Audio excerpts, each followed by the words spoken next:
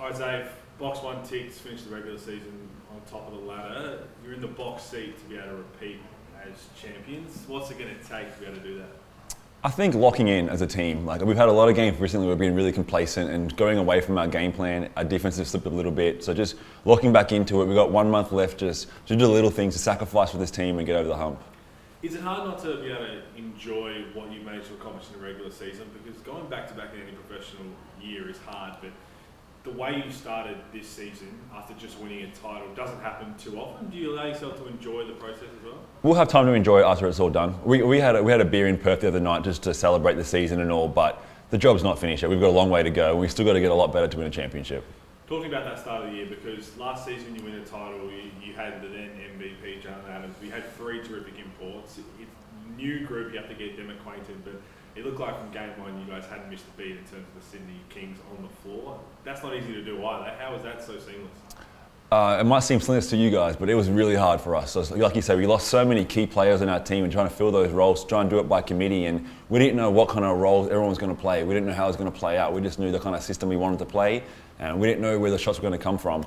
And we did it. I'm really proud of the guys that they came in, they did their job, and we've won premiers and all, but that's not it for us. So we got a long way to go. So coming off the title year, but the fans have well and truly packed out Kudos Bank Arena this wow. season. Something special. It's been unbelievable. What's it meant to play in front of continuous unbelievable crowd? Yeah, it's huge. The other day I was talking to the boys, they're like, is the players even more crazy than the regular season? And I said, I don't even know if it can get any crazier than this, bro. We've been averaging 13,000, 14,000 in every single game. And like I always say, they're not just there, they're engaged, they're passionate, they're all wearing the merchandise, and it really helps fuel our fire.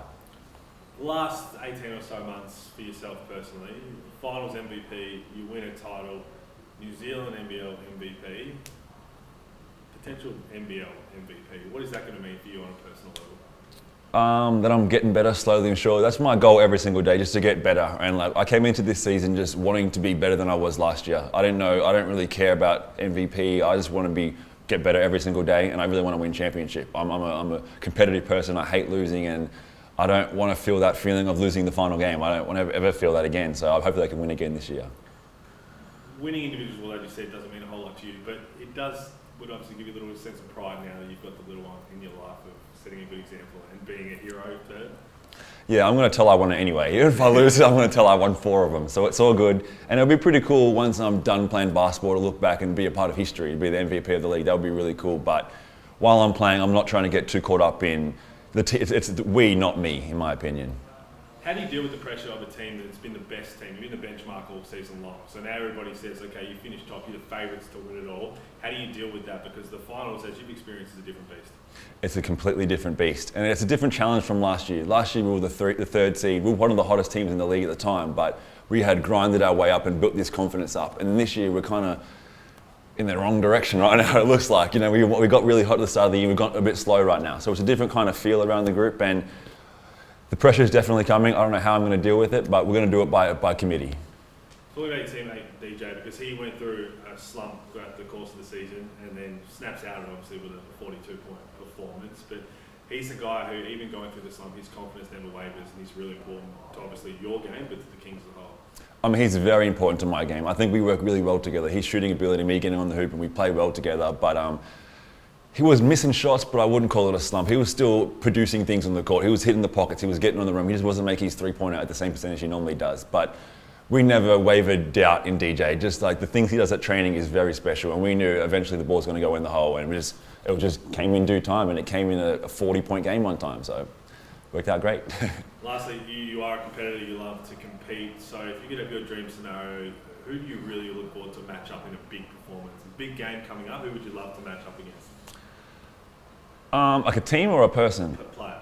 Oh, Tommy V for sure. Just because he's been talking so much smack. I remember he said in the press one time, I've never scored on him, so I want to just bucket him for 40-piece one day. But no, as a team, probably the Breakers as well. I like the way they go about their business. They're a physical team. They do it the right way. I think they heavy on ball. They play pretty smart. So I like the way they play basketball.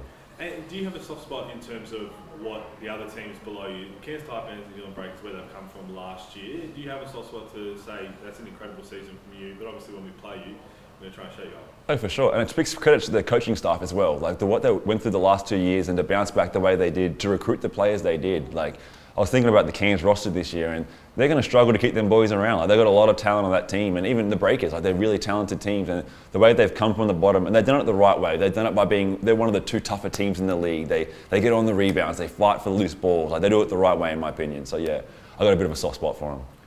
Let's fast forward to end of the season, and you're back-to-back champions. What's that going to mean for yourself? I don't know. Honestly, I don't know. I think it'll be really special, but it's one of those things that I'm just trying to keep piling on these things until it's all said and done. When I look back on it, it's going to look really cool in the rearview mirror.